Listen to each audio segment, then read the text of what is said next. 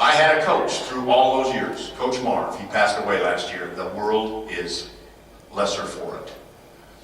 As a 12-year-old, he gave me my first baseball lesson.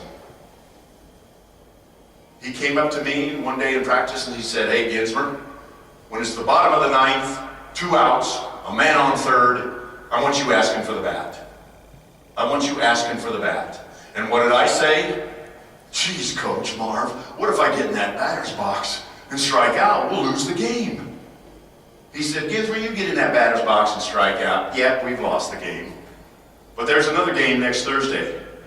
But Genzmer, as far as that failure thing, true failure, Genzmer, true failure is you never wanting to get in the batter's box in the first place.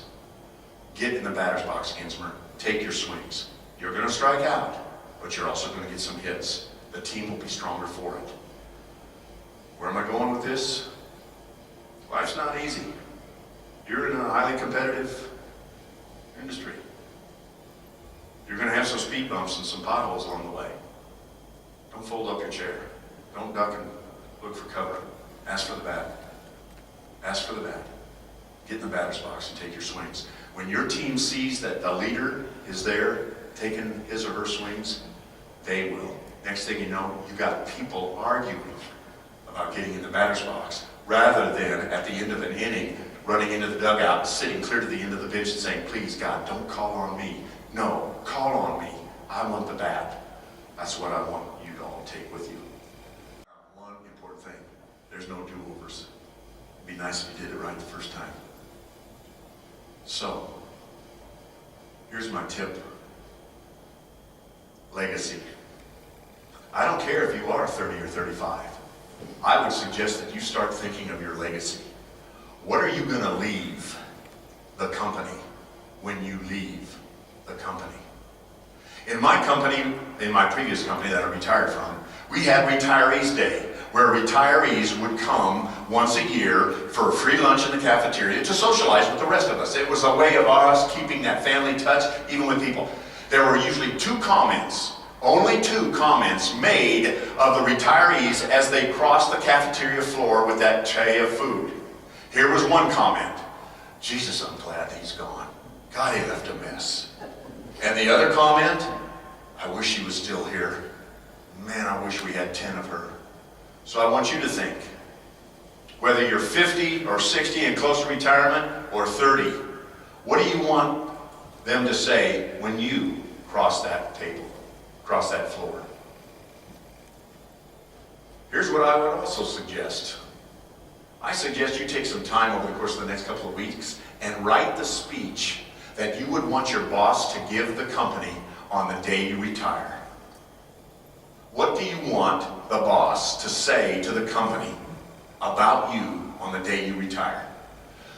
Write it out, laminate it, and keep it the rest of your life. That's your compass.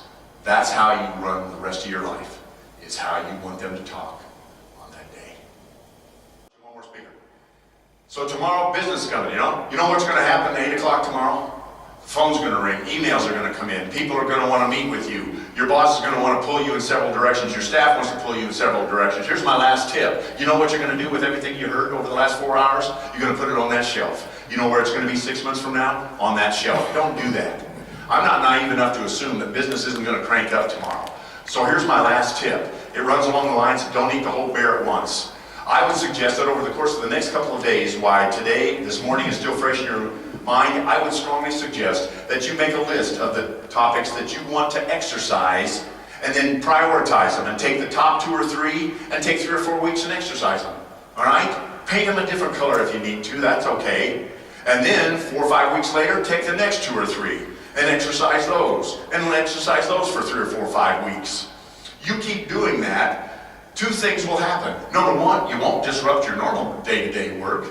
And the second is, over the course of the next 4 or 5 months, you'll put nearly everything you heard this morning into action. I'd say that's a great return on your investment. All right? Please do that. Because this country is hundreds of thousands of leaders short. Oh, their people have those titles. Please, after today, fill 30 or 40 of those spots, okay? There's no further questions then. Thank you all for your time. Thank you, Jenny, for bringing me here today. Good luck.